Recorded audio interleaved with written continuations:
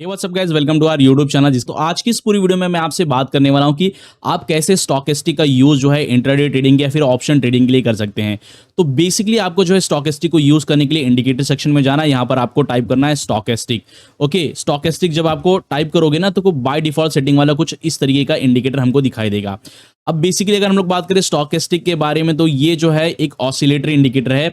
अब जो oscillator indicator होता क्या है, तो यहाँ पर अगर हम लोग बात करें तो जो ऑसिलेटर इंडिकेटर होता है वो एक ही रेंज के अंदर ऊपर या नीचे जाता रहता है। जिस तरीके से अगर हम लोग बात करें मैकडी के बारे में, जो मूविंग एवरेज कन्वर्जेंस डाइवर्जेंस होता है ना इंडिकेटर मैकडी, वो मैकडी का क्या होता है कि मैकडी भी जो है एक ही रेंज के अंदर जो है ऊपर या नीचे जाती रहती है। ओके, तो ये जो इंडिकेटर रहते हैं ना, ये एक ही रेंज के अंदर ऊपर या नीचे जाकर हमको जो है बाय या सेल का सिग्नल देते हैं। अब अगर हम लोग बात करें तो यहाँ पर जो है कुछ थोड़ा सा हमको जो है ये काफ़ी कंफ्यूजिंग जो है इंडिकेटर दिखाई दे रहा है इस टाइम पे। कितना ज़्यादा देखोगे तो ये जल्दी प्राइस को रिएक्ट कर रहा है और बहुत ज़्यादा कंफ्यूजिंग सिग्नल दिखाई दे रहा है। तो यहाँ पर हम लोग जो है इसके इनपुट में कुछ चेंजेस कर लेते हैं। बेसिकली जो स्मूथनिंग है इसको कर लेते हैं यहाँ पर 7 की, और जो है यहाँ पर जो डी स्मूथनिंग है इसको भी कर लेते हैं 7 की। कुछ लोग इसको दोनों 3 कर देते हैं, कुछ लोग इसको दोनों 4 कर देते हैं, लेकिन 7 का जो रेंज है देखो कितना ज़्यादा स्मूथ हो गया पहले से। ओके, अब इसको समझना कैसे है, तो बेसिकली जो है जो स्टॉकेस्टिक है ना वो भी आरएसआई की तरह हमको जो है यहाँ पर ओवरबॉट या फिर ओवरसोल्ड का सिग्नल देता है। अब बेसिकली मैं यहाँ पर क्या कर लेता हूँ, थोड़ा सा स्टाइल में जाकर इसकी थिकनेस को बढ़ा देता हूँ ताकि हम लोग ये जो थोड़ा सा अच्छे से विजिबल हो, अच्छी तरीके से हम लोग इसको समझ पाएं। अब देख लो कुछ ऐसा सेटिंग वाला हमको मिल गया, मस्त काफी क्लासिकल। अब आरएसआई का आपको पता है कि भाई आरएसआई क्या होता है कि जब भी ये जो बेसिकली आरएसआई के अंदर जो बाय डिफॉल्ट लेवल्स होते हैं ना वो 30 का और 70 का होता है। ये जो लाइनें होती है ना, ये होती है यहाँ पर जो है ये जो लाइन होती है इसको 70 का लेवल होता है, और ये वाली जो लाइन है ना इसको जो है, सॉरी ये गलत हो गया, थोड़ा सा इसको जो है स्ट्रेट करता हूं, ये वाली जो लाइन होती है ये होता है 30 का लेवल होता है। लेकिन यहां पर स्टॉकेस्टिक में क्या है कि यहां पर ये जो है 20 का लेवल है। ओके, ये जो है क्या है, यहां पर ये 20 का है और यहां पर ये जो है 80 का है। अब ये दो लेवल है ना थोड़े बहुत इंपॉर्टेंट रोल प्ले करते हैं भाई। अब आरएसआई में क्या होता है कि जैसे ही ये जो लाइन होती है ना आरएसआई की, वो क्रॉस ओवर करके यहाँ पर जो है 70-80 के लेवल के ऊपर चली जाती है और वहां से क्रॉस ओवर करके नीचे की तरफ आती है, तो मानते हैं कि अब यहाँ पर क्या हो गया कि यहाँ पर हो गया है overbought zone, overbought zone. Okay, कि अब बहुत ज्यादा खरीदारी हो गई है और स्टॉक का जो प्राइस है वो नीचे की तरफ आ सकता है। ओके, इसी तरह अगर हम लोग बात करें भाई, अगर मान लो कि ये जो 20 का जो लेवल है, जो 20 का लेवल है, अगर मान लो कि आरएसआई की जो लाइन है 20 के लेवल को क्रॉस करके चली जाती है, तो ऐसा मान दे कि ओवर सोल्ड हो चुका है, बहुत ज्यादा सेलिंग देखने को मिल चुकी है, अब यहां से बाय हो सकता है। ये सारा जो है जो बेसिकली ये ट्रेडिशनल स्ट्रैटेजी है कि जब आप आरएसआई को ट्रेड करते हो, ओके, रिलेटिव स्ट्रेंथ इंडेक्स को ट्रेड करते हो। लेकिन कुछ यहां पर कुछ चीजें स्टॉकेस्टिक के लिए भी काम करती हैं। जैसे अगर मान लो कि यहां पर अगर आप मान लो कि बाय का ट्रेड लेना चाहते हो और आपको पता है कि भाई यहां पर ये जो ब्लू लाइन है, ओके, स्टॉकेस्टिक कैसे काम करता है, ये जो ब्लू लाइन है जब ऑरेंज लाइन को इस प्राइस पर क्रॉस ओवर करके ये जो 80 वाला लेवल है, सॉरी 20 वाला लेवल है, इसके अंदर चली जाए, तो यहां पर एक जो है बाय का सिग्नल बनता है। किसकी तरफ से, ये जो है स्टॉकेस्टिक की तरफ से बनता है। लेकिन अगर मान लो कि स्टॉकेस्टिक जो है आप ट्रेड कर रहे हो और ये दोनों लाइन जो है क्रॉस ओवर करके 80 के लेवल के ऊपर चली गई और यहां पर क्रॉस ओवर हुआ और दोनों लाइन वापस से जो है 80 के लेवल को ब्रेक करके नीचे आने लगी, तो इस लेवल पर, इस प्राइस पॉइंट पर हमको जो है एक सेल का सिग्नल मिलता है। ओके, आपको क्या करना है कि यहां पर सेल का करना है। ओके, तो इस तरीके से स्टॉकेस्टिक का यूज करना है आपको बाय या फिर सेल करने के लिए।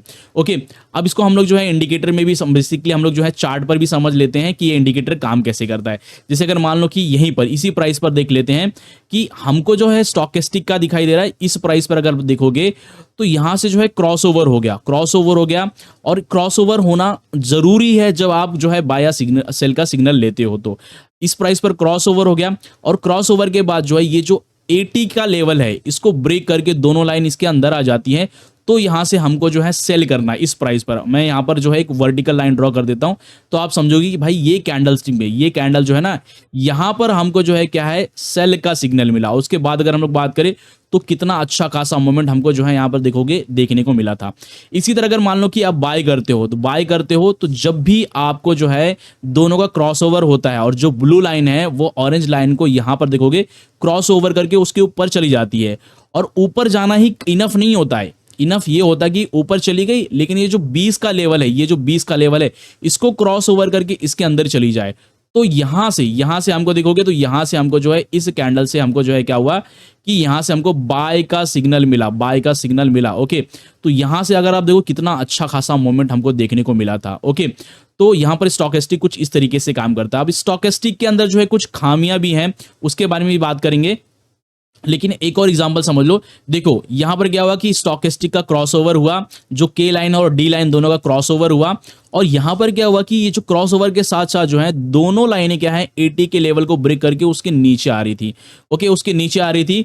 अब जब नीचे आ गई है तो इस कैंडल से, ये वाला जो कैंडल है ना, इस कैंडल से हमको क्या हुआ, सेल का सिग्नल मिला। तो यहां से मैं क्या कर सकता हूं, सेल करूंगा तो सोचो मुझे कितना बड़ा मूवमेंट देखने को मिला। यहां से लेकर यहां तक कितना बड़ा मूवमेंट देखने को मिला, जब तक कि दूसरा स्टॉकेस्टिक क्रॉसओवर नहीं हो गया। और अपना मेरा जो स्टॉप लॉस है मैं कहीं ना कहीं यहां पर भी रख सकता हूं, जो कैंडल का हाई है उसके ऊपर रख सकता हूं। तो मैंने सोचो इतना सा मैंने रिस्क उठाया और इतना बड़ा मुझे रिवॉर्ड मिला। आप समझ लो ये जो रिवॉर्ड है ना, लगभग 3-3.5 गुना रिवॉर्ड हमको मिला है। ओके, तो यहां पर कुछ इस तरीके से काम करेगा।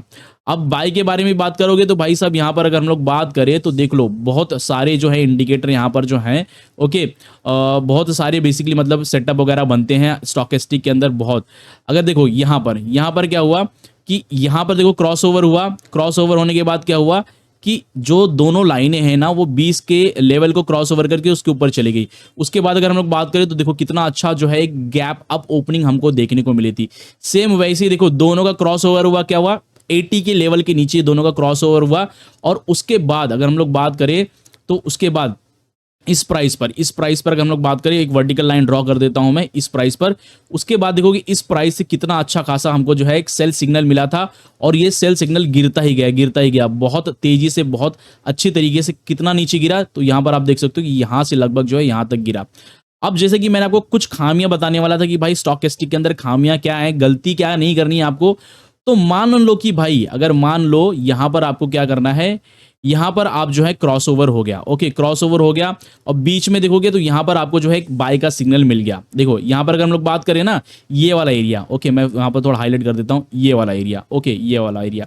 अब इसमें स्टॉकेस्टिक क्या है, इसमें स्टॉकेस्टिक क्या दिखाई दे रहा है कि स्टॉकेस्टिक जो है वो 20 की लाइन के नीचे आ गया है, और नीचे आने के बाद क्रॉस ओवर दे रहा है। जैसे यहां पे देखोगे तो ब्लू लाइन जो है ना, इस प्राइस पर ब्लू लाइन जो है वो ऑरेंज लाइन के जो है ऊपर चली गई, तो यहां पर एक बाय का सिग्नल दिख रहा है।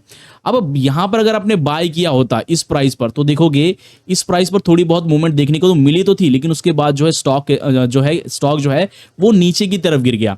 तो जब भी स्टॉकेस्टिक आपको जो है इस 20 के लेवल के नीचे कुछ सिग्नल देगा ना, तो वहां पर आपको ट्रेड नहीं लेना है, क्योंकि 20 के नीचे के जो सिग्नल बनेंगे, अगर मान लो 20 के नीचे बन रहे हैं तो भाई समझ लेना कि उस टाइम पर जो है जो सेलर्स हैं, ओके सेलर्स, ये काफी ज्यादा हावी हैं। ओके, बहुत ज्यादा हावी हैं।